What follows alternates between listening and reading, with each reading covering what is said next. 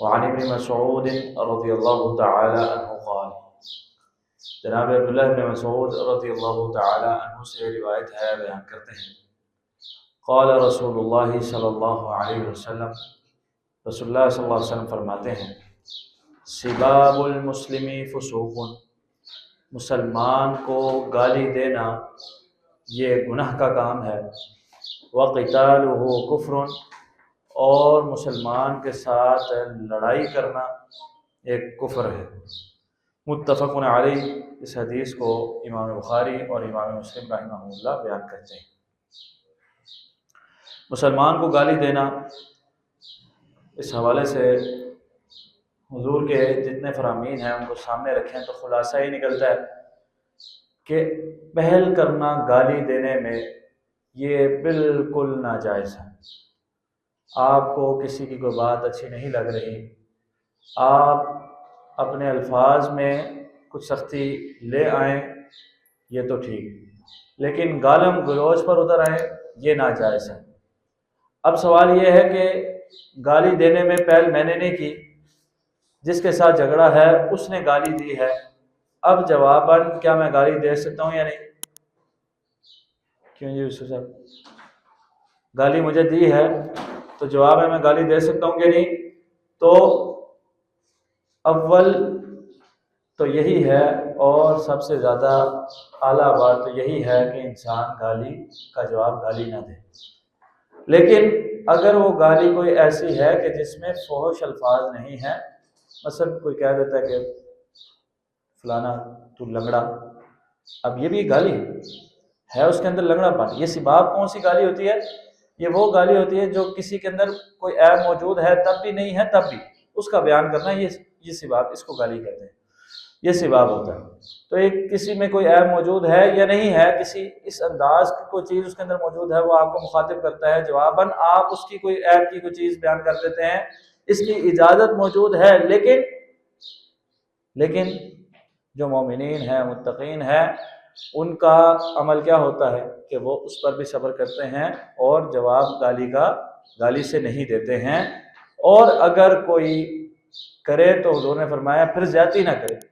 اگر کسی نے آپ کو کچھ کہا جواب میں، آپ نے اتنی ہی بات کرنی، اس سے زیادتی نہیں کر رہے۔ اب اتنی ہی بات میں جواب میں کہہ رہا ہوں یا نہیں کہہ رہا، کہیں زیادتی تو نہیں کر رہا، اب یہ پیرامیٹر بڑا مشکل ہے اس کو سمجھنا۔ اس لیے اول اور اعلیٰ بات یہی ہے، اولا بات یہی ہے کہ انسان خاموش رہے اور اس سے درگزر کرے، اللہ سے اجر و ثواب کی امید رکھے۔ وقتالہ کفر، اور جھگڑا ہو جائے، ایک دوسرے کی گریبان پکڑ لی ہیں، ایک دوسرے کو مار پٹائی شروع ہو گئی ہے، تو یہ کیا ہے؟ یہ کفر ہے، یہ کفر ہے۔ اب کفر کون سا؟ کیا دار اسلام سے خارج ہونے والا کفر ہے یا کوئی اور بھی چیز ہے جس کو کفر کہتے ہیں؟ تو امام بخاری رحمہ اللہ نے اس پر بڑی تفصیل سے بات کی ہے، اور انہوں نے ایک اصطلاح استعمال کی ہے کفر دونہ کفر کی۔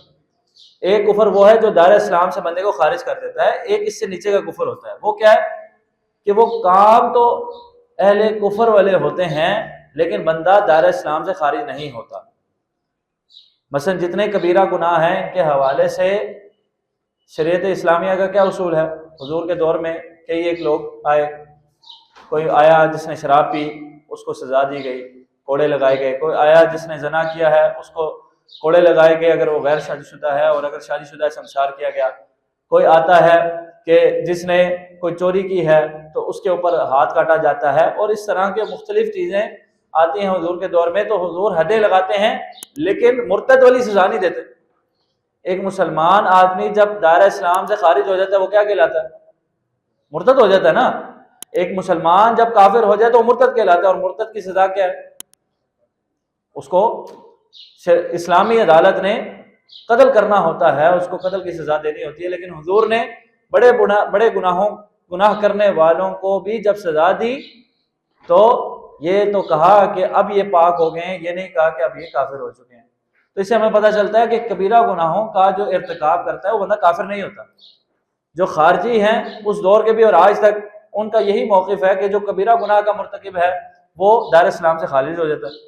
اب اسے دوبارہ سے کلمہ پڑھنا پڑے گا، دوبارہ سے مسلمان ہوگا، وہ کافر ہو گیا، یہ بات درست نہیں ہے۔ یہی وجہ ہے کہ خارجیوں نے علی المرتضیٰ رضی اللہ تعالیٰ عنہ، اور جب ان کا اختلاف ہوا امیر معاویہ رضی اللہ عنہ سے، تو اس وقت خارجیوں نے علی رضی اللہ عنہ کے اوپر یہ فتویٰ لگایا کہ یہ معاذ اللہ دار اسلام سے خارج ہوئے، اور پھر علی رضی اللہ عنہ نے ان کی خوب کلاس لی، لیکن یہ موقع بالکل بھی درست نہیں ہے، یہ بالکل بھی درست نہیں ہے۔ اب وقتال و کفر، کفر کیا ہے؟